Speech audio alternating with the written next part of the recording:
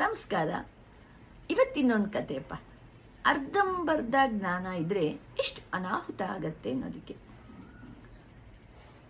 ಒಬ್ಬ ಒಳ್ಳೆಯ ಮನುಷ್ಯ, ಅವನ ಹತ್ರ ಒಂದು ದೊಡ್ಡ ಮಾವಿನ ತೋಪಿತ್ತು.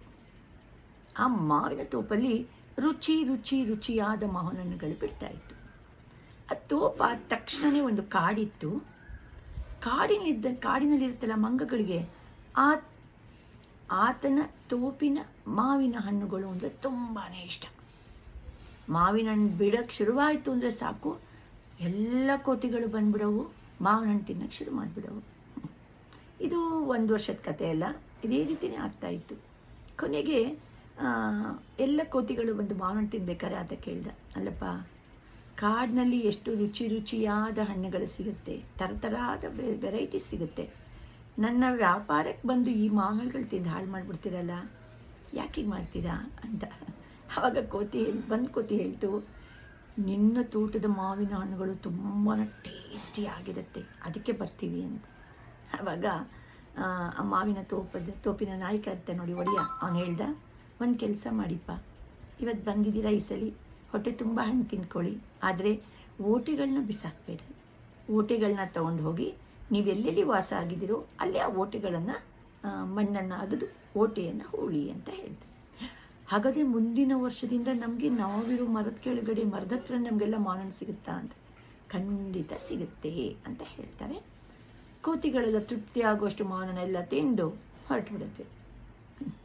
ಹೋಗಿ ಆತ ಹೇಳಿದ ಹಾಗೆ ಓಟೆಗಳನ್ನೆಲ್ಲ ಮಣ್ಣನ್ನೆಲ್ಲ ತೋಡಿ ಓಟೆಯನ್ನು ಇಡತ್ವೆ. ವರ್ಷ ಕಳೀತು, ಹೊಸ ಮಾವುಗಳು ಆತನ ಮಾವಿನ ತೋಪಿನಲ್ಲಿ ಬಿಡ್ತು. ನೋಡಿದ್ರೆ ಮತ್ತೆ ಅದೇ ಕೋತಿಗಳ ದಂಡು ಬಂದ್ಬಿಟ್ಟಿದೆ. ಆಗ ಆತ ಕೇಳ್ತಾನೆ, ಅಲ್ಲಪ್ಪ, ನಾನು ಹೇಳಿದ್ದೆ ಅಲ್ವಾ, ಯಾಕೆ ಏನಾಯಿತು? ನೀವಿರೋ ಮರದ ಪಕ್ಕ ಮಾವಿನ ಮರ ಬಿಟ್ಟಿಲ್ವಾ, ಹಣ್ಣುಗಳು ಬಿಡ್ತಿಲ್ವಾ ಅಲ್ಲಿ ಅಂತ. ಆವಾಗ, ನೀನು ಬರೀ ಸುಳ್ಳು ಹೇಳ್ತೀಯ, ನೀನೊಬ್ಬ ಮೋಸಗಾರ. ನಮ್ಮ ಪಾಡಿಗೆ ನಾವಿದ್ವಿ, ನೀನು ಎಷ್ಟು ವರ್ಷ ನಮಗೆ ತೊಂದರೆ ಕೊಟ್ಟಿದ್ಯಾ ಗೊತ್ತಾ ಅಂತ ಹೇಳ್ತು. ಆವಾಗ, ತೊಂದರೆನಾ? ನಾನಂಥದ್ದು ಏನು ಮಾಡಿದ್ನಪ್ಪ ಅಂತ ಕೇಳಿ.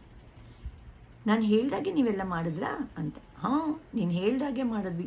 ಓಟೆ ತಗೊಂಡು ಹೋದ್ವಿ, ಮಣ್ಣನ್ನು ಅಗದು ಆ ಮಾವಿನ ಓಟೆಗಳನ್ನೆಲ್ಲ ಆ ಮಣ್ಣೊಳಗಿಟ್ಟು ಮುಚ್ಚಿದ್ವಿ ಅಂತ. ಮತ್ತು ನಾನು ಹಾಗೆ ಮಾಡೋದು, ಬಂದಿದೆಯಲ್ಲ ಮಾವಿನ ಮರಗಳು, ನಿಮ್ಮ ಹತ್ರ ಅಲ್ಲಿ ಯಾಕೆ ಮಾವಿನ ಮರ ಬಿಟ್ಟಿಲ್ಲ ಅಂತ. ಆವಾಗ ಒಂದು ಕೋತಿ ಹೇಳ್ತು, ನೀನು ಹೇಳಿದೆ ಅಲ್ವಾ, ಮಣ್ಣನ್ನು ಅಗದು ಮಾವಿನ ಓಟೆಯನ್ನು ಇಟ್ಟು ಮುಚ್ಚಿದ್ವಿ, ಮತ್ತೆ ಬೆಳಗ್ಗೆ ಬಂದ್ವಿ, ಮಣ್ಣನ್ನು ಅಗದ್ವಿ, ಮಾವಿನ ಓಟೆ ನೋಡಿದ್ವಿ, ಮತ್ತೆ ಮುಚ್ಚಿದ್ವಿ, ವರ್ಷ ಗಿಡನೇ ಬಂದಿಲ್ಲ ಅಂತ ಹೇಳ್ತು. ಹಾಗಾತ ಹೇಳ್ದ, ಓಟೆಯನ್ನು ಇಟ್ಟು ಯಾರಾದರೂ ತೆಗೆದು ನೋಡಿ ಇರ್ತಾರಾ, ಅದಕ್ಕೆ ಬಂದಿಲ್ಲ. ಅಂದರೆ ಕೋತಿಗಳು ಪೂರ್ಣವಾಗಿ ತಿಳ್ಕೊಳ್ಳಿಲ್ಲ, ಅರ್ಧಂಬರ್ಧ ಆತ ಹೇಳಿದ್ದನ್ನು ತಿಳ್ಕೊಂಡು ಮಾವಿನ ಮರ ಬೆಳೆಸೋಕ್ಕೆ ಟ್ರೈ ಮಾಡೋದು.